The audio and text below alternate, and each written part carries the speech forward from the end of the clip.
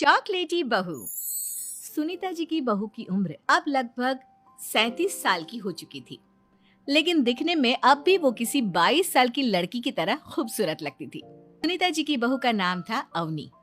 अवनी की खूबसूरती देखकर मोहल्ले की सारी औरतों को उससे जलन होती थी। 33 साल की उम्र में भी अवनी काफी चॉकलेटी लगती थी और इसकी वजह से उसका पति अनिरुद्ध काफी खुश रहता था।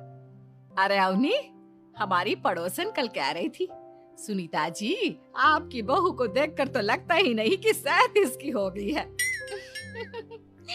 हो सकता है मम्मी जी उनकी बहू 27 साल की उम्र में भी 37 की लगने लगी है, इसीलिए बेचारी को आपसे जलन हो रही होगी। वैसे बहू, मैं किसी से कहूंगी नहीं, लेकिन एक बात तो बता, तुम्हारी इस जवानी का राज क्या है? क्या बताऊं मम्मी जी, आप तो जानती ही हैं, मेरे पापा की चॉकलेट की दुकान थी। मुझे बचपन से ही ना चॉकलेट खाने का बड़ा शौक था।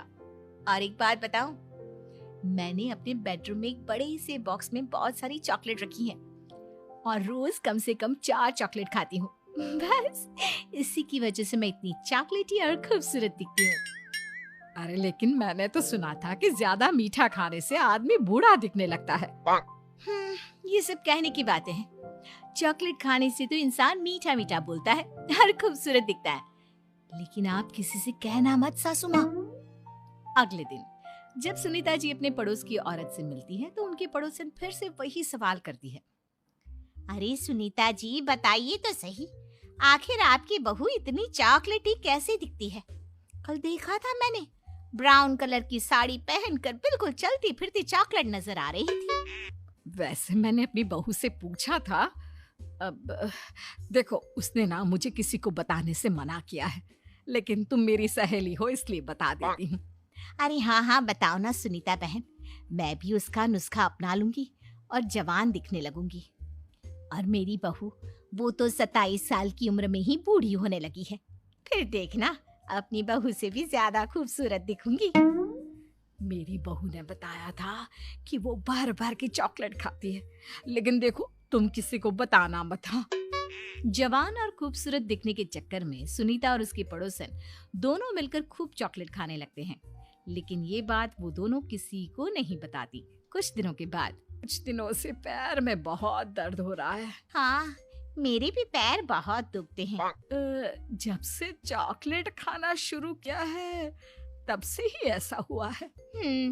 जवानी तो दूर, मेरे तो चेहरे की स्किन लटक कर नीचे आ गई है। कुछ दिनों के बाद, अनिरुद्ध बेटा, मैं डॉक्टर से ब्लड शुगर चेक करवाने गई थी, मुझे तो डायबिटीज हो गई है।